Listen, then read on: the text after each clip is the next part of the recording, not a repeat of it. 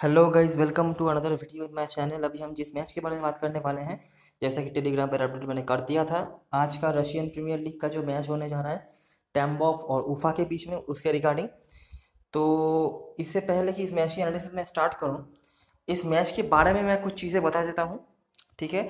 ये मैच दोनों ऐसे टीमों के अगेंस्ट बीच में होने जा रहा है जिनके पास जो मतलब फायर पावर आप कहते हैं या कुछ है, जिसके पास पॉजिटिव बताने लायक कुछ भी नहीं है। ठीक है, मैं क्लियर सी एक लाइन में बता देता हूँ, ज़्यादा कुछ नहीं है। ऊफा इस सीज़न में अभी तक ब्रेक से पहले, इस बात को ध्यान से सुनना, ब्रेक से पहले रशियन प्रीमियर लीग के second highest, second lowest goal scorer और सेकंड लोएस्ट गोल कंसीड करने वाली टीम थी। इनसे कम गोल सिर्फ जेनिट सेंट पीटर्सबर्ग ने कंसीड करे हैं, जो कि लीग टेबल के बिल्कुल टॉप पे हैं।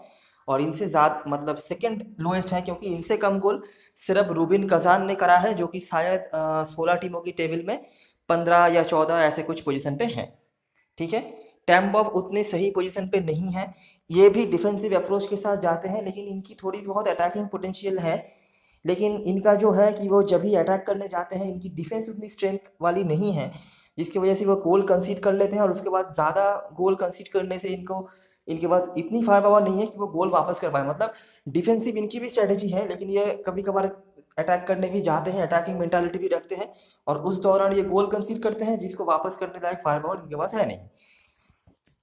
तो उफा आप देख सकते हो 10वें स्थान पर है, और ये पूरी तरह से अपने डिफेंस के ऊपर डिपेंड करके ही इतनी दूर आई है। मेरे ख्याल से 16 गोल्स अब तक उन्होंने शायद करे हैं, और 10 या 12 गोल कंसीड करे हैं। तो काफ़ी अच्छा डिफेंसिव रिकॉर्ड है, बड़े बड़े टीमों को उन्होंने रोक के रखा हुआ है। और इनके मैचों में आपको ज़्यादा गोल्स देखने को नहीं मिलते हैं ब्रेक से पहले।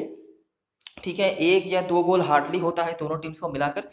अभी ब्रेक के बाद क्या होगा, ये सब चीज़ें तो बताना थोड़ा मुश्किल है, क्योंकि आप देख ही सकते हो रशियन प्रीमियर लीग में क्रेजी चीज़ें हो रही हैं। हमने जो आखिरी मैच कवर किया था कायलिया और आखमत के बीच में, वहाँ पर भी आपने देखा, मतलब ज़्यादा गोल्स वहाँ पर भी एक्सपेक्टेड नहीं थे, लेकिन हो गया था 6 गोल। उसके बाद वो मैच ड्रीम लेवल पर लिस्टेड नहीं था, लेकिन जो शोशी का शायद मैच था रोस्टॉव से, वहाँ पर 10-1 का स्कोर लाइन बना था। तो ऐसा कुछ हो रहा है, तो काफ़ी क्रेजी चीज़ें हो रही हैं ब्रेक के बाद। तो यहाँ पे थोड़ा सा मुश्किल है। नहीं तो इन दोनों का मैच अगर ये नॉर्मल वे में होता, तो मैं तो कहता आज का बेस्ट मैच हो सकता है, ना सिर्फ स्मॉल लीग के लिए बल्कि ग्रैंड लीग के लिए भी। लेकिन ब्रेक के बाद चीज़ें काफ़ी बदल रही हैं सभी लीग्स में, सभी टीमों में। तो देखना होगा क्या होता है। ये मैच हो रहा है नेफ्टियानिक स्टेडियम, जो कि उफा का होम ग्राउंड है। टैम्बॉफ के होकर दो बहुत ही इंपॉर्टेंट प्लेयर्स नहीं खेल रहे हैं, मिल्काचे और क्लीन। थोड़े से डाउटफुल है, क्लीन अगर खेलते हैं तो इंपॉर्टेंट प्लेयर है। मिल्काचे कितना इंपॉर्टेंट है मैं आपको आगे दिखाता हूँ। उफा की तरफ से क्रूगोबॉय नहीं खेल रहे हैं। आखिरी जो मैच हुआ था वहाँ पर टैम्बॉफ ने हालांकि हरा हरा दिया था 3-0 गोल से। बहुत अच्छा फुटबॉल तैम्बोव खेली थी, ऐसी नहीं है, लेकिन उफा क्योंकि अल्ट्रा डिफेंसिव है, तो ज़्यादा कुछ देने लायक, वापस देने लायक उनके पास था नहीं।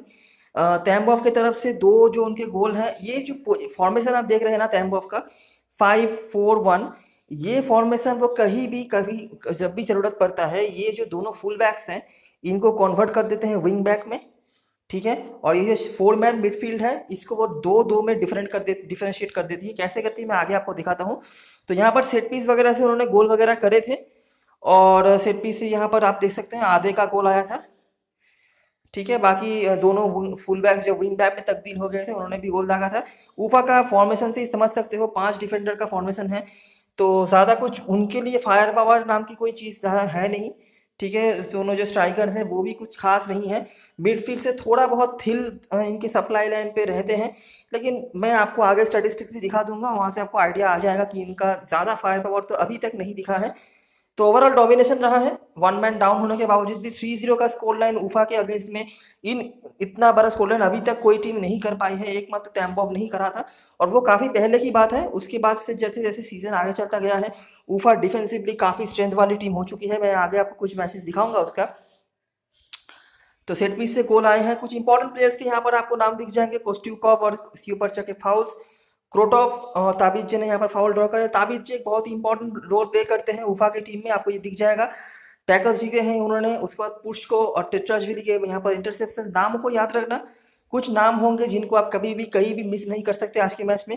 उसके बाद ओयोवोले, ये आधे ओयोवोले हैं इनका नाम। ताबिचे के सबसे ज़्यादा पासेस और स्यूपर्चक इनके 90% प्रोसेस पासिंग एक्यूरेसी थे।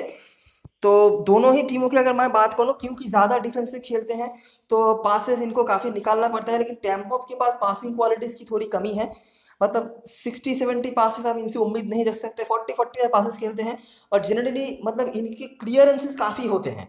क्या होता है, क्योंकि ओपोनेंट को खेलने देते हैं, ओपोनेंट कब गलती करेगी इसका वेट करते हैं, तो लगातार इनके डिफेंस को प्रेशर आता रहता है, दोनों ही टीमों के बारे में कह रहा हूँ। तो इसकी वजह से इनके डिफेंडर से काफ़ी क्लियरेंसेस करने पड़ते, तो अगर हाल प्ले में खेल रहे हो तो डिफेंस में ये जो क्लियरेंसेस के पॉइंट्स हैं इनको काफ़ी आपका मिलेगा, ये ध्यान में रखना। तो यही कुछ चीज़ें हैं, हेड टू हेड बताने लायक ज़्यादा कुछ है नहीं, एक ही मैच इनका ओवरऑल अभी तक हुआ है। अभी आखिरी कुछ मैचेस की हम बात करते हैं। तो against dynamo Moscow, strong team, ठीक है, आप देखते रहो कि स्ट्रॉन्ग टीम और वीक टीम के अगेंस्ट क्या क्या ट्रांजिशंस करते रहते हैं टैम्बॉफ की टीम। तो स्ट्रॉन्ग टीम के अगेंस्ट वो जैसे ही आए हैं उनका फॉर्मेशन आप पहले देख लो, 5 मैन डिफेंस 4 मैन मिडफील्ड, मतलब अल्ट्रा डिफेंसिव फॉर्मेशन, ठीक है। ज़्यादा कुछ करना नहीं पड़ा, डायनामो मॉस्को ने पूरे मैच में तो मतलब डोमिनेट करा ही था, 100 के ऊपर इनके पासेस वगैरह देने वाले प्लेयर से, पोजीशन पूरी तरह के साथ, लेकिन इन्होंने भी ज़्यादा पेनिट्रेट करने की कोशिश नहीं करी, क्योंकि वैसे भी टैम्बॉफ के पास ज़्यादा गोल स्कोरर्स थे नहीं और डायनामो मॉस्को तो वैसे ही इंडिविजुअल क्वालिटीज काफ़ी अच्छी है। तो ये रहा, उन्होंने पूरी तरह से मैच में कंट्रोल करा, मिडफील्ड उनकी पूरी तरह से कंट्रोल रही थी। विंग प्ले उतना खास नहीं था क्योंकि अल्ट्रा डिफेंसिव फॉर्मेशन था, तो अटैकिंग थर्ड में थोड़े बहुत इश्यूज थे। तो मेरे ख्याल से सेट पीस से यहाँ पर एक गोल आया था। तो टैम्बॉफ का टारगेट यहाँ पर यही था कि डायनामो मॉस्को की तरह से रोक के 1 पॉइंट हासिल करा जाए, लेकिन वो कर नहीं पाए थे। तो यही कुछ बताने लायक यहाँ पर है नहीं, सेट पीस से गोल कंसीड किया था। इंपॉर्टेंट कुछ प्लेयर्स की बात करी जाए तो कारासेफ एक और इम्पॉर्टेंट प्लेयर जो कि जिन्होंने टैकल यहाँ पर जीते, उसके बाद ओए वाले, ये आधे जो है आपने ऊपर देखा, फ्लिन इनके सबसे ज़्यादा पासेस थे लेकिन काफ़ी कम अगर हम डायनामो मॉस्को के प्लेयर्स से कंपेयर करें तो। नेक्स्ट मैच कायरलिया सोवेटॉप, कायरलिया हमें पता है सेकेंड लास्ट टीम थी और पिछले मैच में हार के बाद आखिरी पायदान में पहुंच गई है वो। तो जैसे ही एक स्ट्रॉन्गर टीम आई तो देखिए, जो 5 मैन डिफेंस था वो अभी हो गया 3 man defence with 2 wing backs, क्लीन चले आए राइट विंग बैक के पोजीशन पर, साथ में यहाँ पर जो है शेलियकोव, और जो 4 मैन मिडफील्ड था वो अभी 2-2 की डिफरेंस में, 2-2 के मैन में डिफरेंशिएट हो गया। स्यूपर्चा और टेट्रसविली इनके डिफेंसिव मिडफील्डर बन गए, मेलकाचे कोस्ट्यूकोव बन गए अटैकिंग मिडफील्ड में, ठीक है। और इसीलिए मैंने पहले ही कहा कि मेलकाचे का रहना ना रहना बहुत बड़ा डिफरेंस कर देता है इस साइड में, क्योंकि ये बहुत ही एक लीथल गोल स्कोरर के तौर पे सामने आ रहे थे। तो इस मैच में उनका गोल था। बाकी ओशुकॉफ और क्लीन ने यहाँ पर गोल करा था, ओशुकॉफ नहीं, ओबुकॉफ शायद नाम है इनका जो स्ट्राइकर है। तो कायरलिया तो वैसे ही मतलब वीक टीम रही थी और एक गलती भी उन्होंने कर दिया था, डिफेंस में तो खास कुछ था नहीं। तो वीकर टीम को देख के वो अटैकिंग मोड में चले गए। मिडफील्ड जैसा अच्छा रहता है इनका, यहाँ पर भी अच्छा था, सेट पीस से गोल किया। कुछ इंपॉर्टेंट प्लेयर्स फिर से आपको स्यूपर्चा का नाम दिख जाएगा, उसके बाद टेट्राशविली का रोल आपको वहाँ पे दिख जाएगा अगर मैच ज़्यादा गोल नहीं होते हैं, 0-0 रहते हैं वहाँ पे, नहीं तो शायद अगर मैच में गोल हो तो इनका रोल आपको समझ में नहीं आएगा, नहीं तो बहुत अच्छा डिफेंसिव रोल प्ले करते हैं। किलीन, यूर्गनॉफ, शिलिकायव इनके इंटरसेप्शंस थे और पासिंग के मामले में कोई भी नहीं है, आप जैसा देख सकते हो, ठीक है। और यही है, ज़्यादा कुछ है नहीं, क्रॉसेस का भी कोई नाम नहीं है। तो मतलब बिल्कुल डायरेक्ट फुटबॉल ये खेलते हैं, मौके इनको ज़्यादा मिलते नहीं है अच्छा कुछ करने के, लेकिन जब मिलते हैं ये डायरेक्ट फुटबॉल ही खेलते हैं, सेट पीस वगैरह, लॉन्ग बॉल्स वगैरह, लॉन्ग शॉट वगैरह, यही इनके मेजोरिटी ऑफ द स्ट्रेंथ जो है होते हैं। अगला मैच शोशी के अगेंस्ट, यहाँ पर भी उन्होंने जीत हासिल करी थी। यहाँ पर भी डिफेंसिव फॉर्मूला था, डिफेंसिव अप्रोच था, तो इसीलिए ज़्यादा गोल कर नहीं पाई थी शोशी। तो जो स्ट्रेंथ रहा था वही आप फिर से देख सकते हैं, मेलाकाचे का यहाँ पर गोल था और एक गोल करा था कोस्ट्यूकोव ने। ये दोनों काफ़ी इंपॉर्टेंट प्लेयर रहते हैं, ठीक है। कोस्ट्यूकोव काफ़ी मतलब वर्सटाइल प्लेयर हैं। असिस्ट मेरे ख्याल से एक गोल यहाँ पर सेट पीस से हुआ था और मेलाकाचे तो इनके गोल स्कोरर मेन है ही। तो अगर हम फिर से देखें, फिर से आप सेंट्रल मिडफील्ड में अच्छा परफॉर्मेंस जैसा कि हम हर मैच में देख रहे हो, ये दोनों प्लेयर करासाएव, टेट्राशविली और कई कुछ मैचों में स्यूपर्चा ये है वो खेलते हैं। ये 3-4 प्लेयर्स कुछ हैं इनके टीम में जो कॉन्सिस्टेंटली मिडफील्ड को काफ़ी अच्छा कंट्रोल करते हैं। टेट्राशविली यहाँ पर डिफेंसिव ड्यूटीज में काफ़ी अच्छे रहे थे और मेलकाचे, कोस्ट्यूकोव अटैकिंग रोल्स में। आज के मैच में मेलकाचे नहीं खेलेंगे तो कोस्ट्यूकोव भी आपके पास एकमात्र ऑप्शन बन गए। विंग प्ले का इस्तेमाल नहीं हुआ था, टेट्राशविली सबसे ज़्यादा टैकल्स, और इसीलिए मैं बार बार कह रहा हूँ अगर मैच डिफेंसिव हो जाता है तो टेट्राशविली का रोल आपको काफ़ी अच्छा देखने को मिलेगा। उसके बाद मेलकाचे, टेट्राशविली की इंटरसेप्शन भी, करासाएव इनके सबसे ज़्यादा पास है लेकिन काफ़ी कम 47, अभी हम बात करते हैं उफा की। अच्छा, तो मैं जो जो हमने देखा टैम्बॉफ की तरफ से कि वो उनका भी डिफेंसिव अप्रोच ही रहता है, ज़्यादा पासेस वगैरह इनके नहीं होते हैं, जो भी होता है सेट पीस से होता है। विंग प्ले ज़्यादा नहीं है, सेट पीस और लॉन्ग शॉट लॉन्ग बॉल यही सब इनके हैं। डिफेंसिव मिडफील्ड कुछ हद तक अच्छी है, और डिफेंस में क्योंकि ये मेजोरिटी ऑफ द टाइम 5 लोगों के साथ आते हैं तो डिफेंस में ज़्यादा दिक्कतें होती नहीं हैं। डिफेंसिव मिडफील्ड में सियो पर्चा और टेट्राजविली के साथ करा साहिब, ये तीनों काफ़ी इंपॉर्टेंट प्लेयर हैं। करा साहिब का थोड़ा क्रिएटिव रोल भी आपको अच्छा देखने को मिल जाता है।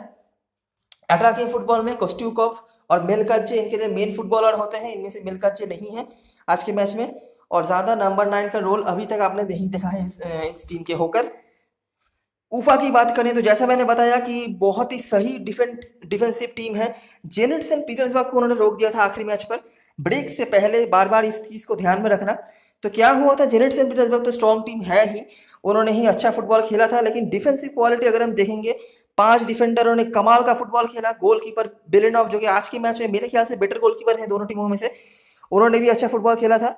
मिडफील्ड में थोड़ा बहुत प्रॉब्लम तो था, मतलब ज़्यादा प्रेशर इसीलिए डिफेंस के ऊपर पड़ रहा था, लेकिन जितने भी बार जेनिट सेंट पीटर्सबर्ग मिडफील्ड को क्रॉस करके डिफेंस के पास गई, सारे अटैक का जवाब दे दिया था उनकी डिफेंस ने। सब ने अच्छा फुटबॉल यहाँ पर खेला था, इसलिए जेनिट सेंट पीटर्सबर्ग खास कुछ कर भी नहीं पाई। और जैसा मैंने बताया पहले ही कि जेनिट सेंट पीटर्सबर्ग ही है हाईएस्ट, मतलब लोएस्ट गोल कंसीड करने वाली टीम।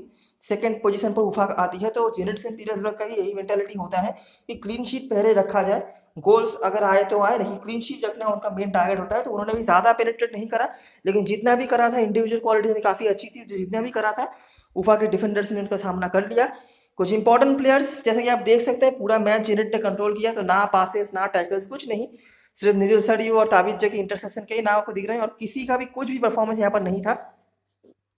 अहमद रोशनी के अगेंस्ट में यहाँ पर एक अहमद रोशनी उस समय आखिरी पायदान पर थी या फिर सेकेंड लास्ट पोजीशन पे, तो इनके अगेंस्ट भी उन्होंने जीत हासिल करी थी, लेकिन 1-0 से ही आप देख सकते हैं जो, और वो भी आया था सेट पीस से। यहाँ पर भी देखिए अल्ट्रा डिफेंसिव फॉर्मेशन, और वहाँ पर भी सारे डिफेंडर्स ने अच्छा परफॉर्मेंस किया, लेकिन यहाँ पर थोड़ा मिडफील्ड भी काम पे आया था। थिल जो कि इनके मेन अटैकिंग प्लेमेकर होते हैं, इन्होंने थोड़ा बहुत अच्छा परफॉर्मेंस किया था। क्रोटॉफ का यहाँ पर था असिस्ट, कार्प और फॉमिन ने भी अच्छी फुटबॉल खेली थी। तो बस यही है, अहमद की तरफ से खास कुछ तो था नहीं, इन्होंने अटैकिंग थर्ड में कोशिश वगैरह करी थे। इनके जो विंगर्स हैं आप देख सकते हैं, खारीन और यहाँ पर रोशी रहते हैं। अगर आपने आखिरी मैच खेली होगी अहमद की तरफ से तो आपको पता होगा कि इनके विंग काफ़ी अच्छा काम करते हैं, लेकिन मतलब कुछ कर नहीं पाए थे क्योंकि स्ट्रॉन्ग डिफेंसिवली काफ़ी स्ट्रॉन्ग है उफा की टीम। सेट पीस से गोल करा, मतलब ऑन प्ले में गोल अभी भी नहीं हो रहा है उफा की तरफ से, सेट पीस से गोल आया। कुछ इंपॉर्टेंट प्लेयर्स थिल यहाँ पर क्रॉसेस वगैरह निकालने में सक्षम रहे थे, उनमें से एक बिग चांस था आलिएव, उसके बाद कार्प की इंटरसेप्शन, बस और कुछ खास नहीं।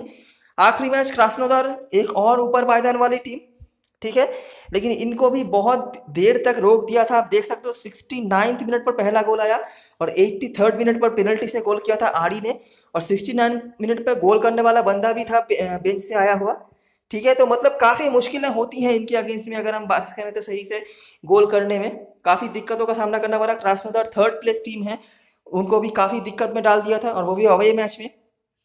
और जेनेट सेंट पीटर्सबर्ग पहले स्थान की टीम है, वो भी गोल नहीं कर पाए थे। यहाँ पर भी आप देख सकेंगे सेम फॉर्मेशन, सिर्फ यहाँ पर उडुनॉव मिडफील्ड में आ गया था और ये भी सेंट्रल डिफेंडर ही है, तो मतलब लगभग 6 लोगों से यहाँ पर डिफेंस करवा रही थी टीम, और थिल और फॉमिन का यहाँ पर कोई काम तो था नहीं। डिफेंस यहाँ पर भी ठीक ठाक ही था, बस आखिरी मोमेंट पर मैं कह सकता हूँ यहाँ पर उन्होंने गोल कंसीड किया, उनमें से एक गोल शायद सेट पीस से कंसीड किया था। उफा यहाँ पर विंग्स का इस्तेमाल करते हैं कभी कभार, और इसीलिए इनके जो दोनों फुल बैक्स हैं, जब भी आप उफा की तरफ से कुछ एक्सपेक्ट कर रहे हो अटैकिंग वाइज, इनके जो दोनों फुल बैक्स हैं आलिएव और यहाँ पर सुकॉफ खेलते हैं, तो इनको आप ज़रूर ट्राई कर सकते हो। ज़्यादा एक्सपेक्टेशन मत रखना, उफा से आप देख ही सकते हो पिछले 3 मैचों में उन्होंने सिर्फ 1 गोल करा हुआ है, जो 3 मैच यहाँ पर लिस्टेड हैं, ठीक है, और गोल कंसीड किए हैं 2, मतलब ना ही वो गोल करने में इंटरेस्टेड रहे हैं और ना ही वो गोल खाते ज़्यादा हैं। तो ये सब चीज़ें ब्रेक के पहले की मैं बात कर रहा हूँ, आज के मैच में पता नहीं क्या होगा और किस मेंटालिटी के साथ टीमें आएंगी। कुछ इंपॉर्टेंट प्लेयर्स यहाँ से भी आपको दिख जाएंगे, जॉकिच जिन्होंने सबसे ज़्यादा फाउल ड्रॉ करा था, निजल सियारू इंटरसेप्शन में, थिल के उस फिस से कॉसेस, उसके बाद सुको बेलेनॉव जो कि आज के मैच में बेटर गोलकीपर है, मैंने बताया 5 सेव उन्होंने करे थे। तो स्ट्रॉन्गर टीमों के अगेंस्ट में जहाँ पर उनको सेव करने की ज़रूरत पड़ती है वहाँ पर वो सेव करते हैं, अब वो गोल अगर खा जाए तो अलग बात है। तो ये है उफा की टीम, टैम्बॉफ फिर भी कभी कभार अटैक पे आती है, उफा तो बिल्कुल ही नहीं। कई कुछ किस भी मतलब फॉर्मेशन में मैंने उनसे ज़्यादा गोल नहीं देखा और इसीलिए सेकंड लोएस्ट टीम है गोल स्कोर करने के मामले में। लेकिन हाँ, डिफेंसिवली काफ़ी स्ट्रांग है, बड़े टीमों को भी प्रॉब्लम में डाल देते हैं वो। जेनिट सेंट पीटर्सबर्ग को भी रोक दिया है पूरी तरह से, ये आपने देख लिया है। तो खास कुछ बताने के लिए है नहीं इनके अटैकिंग या क्रिएटिविटी के मामले में, लेकिन डिफेंसिवली थोड़ी बहुत स्ट्रांग है। इनके थिल इनके मेन क्रिएटिव प्लेयर हैं, क्रॉसेस वगैरह असिस्ट वगैरह निकालने के मामले में यही रहते हैं। और बाकी कुछ अटैकिंग यहाँ पर बताने के लिए है नहीं। सेट पीस टेकर्स की बात करें या इन नामों को ध्यान से देख लेना, क्योंकि आज के मैच में ये आपके लिए इंपॉर्टेंट हो सकते हैं। गोल्स क्योंकि ज़्यादा उम्मीद नहीं है ऑन प्ले में, ये जो हमें एनालिसिस से समझ में आ रहा है। अभी बार बार एक चीज़ मैं समझा रहा हूँ, ब्रेक के बाद क्या होगा किसी को नहीं पता कि दोनों टीमों की अप्रोच में कोई मेंटालिटी में कोई चेंजेस वगैरह होंगे या नहीं। लेकिन अब ब्रेक से पहले तक जो चीज़ें था वो यही था। टैम्बॉफ के लिए चूपरचा और क्लीन इनके फ्री किक लेते हैं, उसके बाद ओबुकॉफ और कोस्ट्यूकॉफ। उफा के लिए थिल फ्री किक लेते हैं, विजाक और फॉमिन पेनल्टी में। स्टैटिस्टिक्स की बात करें तो बेलकाची, जैसे मैंने बताया, इनके हाईएस्ट गोल स्कोरर हैं 6 गोल के साथ, और ओबुकॉफ उसके बाद। और उफा की आप हालत देख सकते हो, हाईएस्ट गोल स्कोरर के गोल है सिर्फ 3। असिस्ट के मामले में करासेव का नाम आपको दिख जाएगा, उफा के लिए कोई भी नहीं। यहाँ पर बहुत सारे स्टैटिस्टिक्स होंगे, इनको ज़रूर ध्यान में रख लेना। अगर आप ड्रीम 11 पे खेल रहे हो तो टैकल्स और पासेस, इन स्टैटिस्टिक्स को ध्यान से देखना, क्योंकि यही आपके काम पे आएंगे। और अगर आप हाल प्ले में खेल रहे हो तो सारी चीज़ें आपके काम पे आ जाएंगी। तो जैसे मैंने बताया, देखिए क्लियरेंस कितने सारे करते हैं दोनों ही टीमों के। 7.6 पुट्स को, तावीज़ जगी 5.1, ओए जो कि आधे जो हमने देखा 4.7। ये टैकल्स के मामले में ज़्यादा तो नहीं, लेकिन 1.8 करके हैं। उसके बाद तावीज़ जो यहाँ पर भी आपको नाम दिख जाएगा। एरियल डिफेंस यहाँ पर कुछ प्लेयर्स हैं। फाउल्स ड्रॉ करने के मामले में ही चुपरचा और कमिट करने के मामले में चुपरचा है। ताबीचे इनके मैंने पहले ही बताया था, बहुत इंपॉर्टेंट प्लेयर है। बहुत सारे पैरामीटर्स में आपको इनका नाम दिख जाएगा। पासेस के मामले में करा से 48 और चुपरचा का नाम, तो दोनों आपके लिए बहुत इंपॉर्टेंट प्लेयर है। चुपरचा आपके लिए हाल में भी इंपॉर्टेंट हो जाते हैं। और कार्प का यहाँ से क्रॉसेस के मामले में ज़्यादा कुछ है नहीं, कारा से 3 क्रॉसेस और थिल का 6.1। अभी एक बार देख लेते हैं दोनों टीम की पॉसिबल लाइनअप फॉर्मेशंस। तो मुझे लगता है दोनों टीमें इस तरह के फॉर्मेशन के साथ आ सकती हैं। कार्डोसो और कपिलेंको, ये दोनों थोड़ा बहुत विंग पे जो है काम वगैरह करेंगे टैम्बॉफ के लिए। और यहाँ से जॉकिच और सुकॉफ, क्योंकि टैम्बॉफ ज़्यादा आप देखेंगे कि उनके जो क्लीन, उनके जो मेन थोड़े बहुत विंग पे काम करते थे, वो आज के मैच में नहीं खेलेंगे। तो बाकी इन दोनों का नाम तो अभी तक आपने देखा नहीं होगा। मिडफील्ड में टेट्राशविली मेन डिफेंसिव मिडफील्डर होंगे, और चूपरचा करासेव के क्रिएटिव माइंड्स और डिफेंसिव माइंड दोनों ही सही है। तो ड्रीम 11 पर यही दोनों आपके काम आएंगे, अनलेस की गोल्स लेस मैच हो। गोल लेस मैच में टेट्राशविली का काम भी आपको दिख जाएगा। और यहाँ पे ज़्यादा कुछ है नहीं, आधे इनके आपको ध्यान में रखना है, ये सेट पीस में काम आ जाते हैं। और यहाँ से मतलब टैम्बॉफ से आधे, और यहाँ से उडुनॉफ, निदलसियारू और पुट्सको, ये 4 प्लेयर्स को ज़रूर अपने टीम में रख लेना, क्योंकि वैसे भी आपके पास ज़्यादा कुछ है नहीं करने लायक। इन चारों का हाइट्स काफ़ी अच्छा है, तो सेट पीस वगैरह में काम पे आ सकते हैं आपके लिए। और मिडफील्ड में फॉमिन, जो कि आपके लिए सेट पीस लेते हैं, और थिल। नंबर 9 की बात करोगे तो क्रोटॉफ, ओबुकॉफ में से किसी को भी आप ले सकते हो, मुझे ज़्यादा भरोसा किसी के भी नहीं है। कोस्ट्यूकॉफ को रख लेना, अटैकिंग पॉइंट ऑफ व्यू से थोड़े बहुत काम पे आपके आ जाएंगे। और कार्प इनके पासिंग के पॉइंट्स हैं, ठीक है।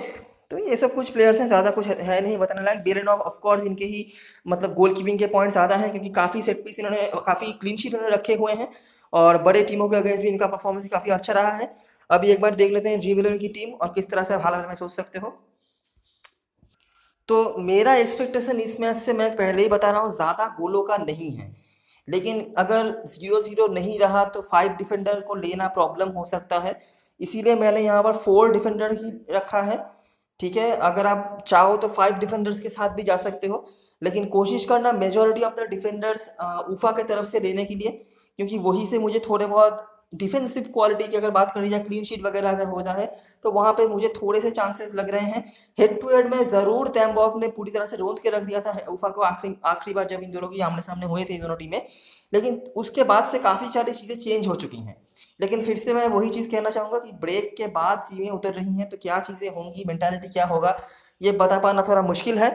तो आप देख सकते हो, मैंने यहाँ पर आधे को रखा है, पुट्सको को रखा है, और निदलसियारू को रखा है, जो मेरे लिए मेन डिफेंडर्स हैं। बेलेनॉफ को यहाँ से, ग्रिट्साइंको को रखा है। कुछ हद तक नाम वगैरह मेरे इनको दिखे हैं, आप चाहो तो इनके जगह पर किसी और को भी रख सकते हो।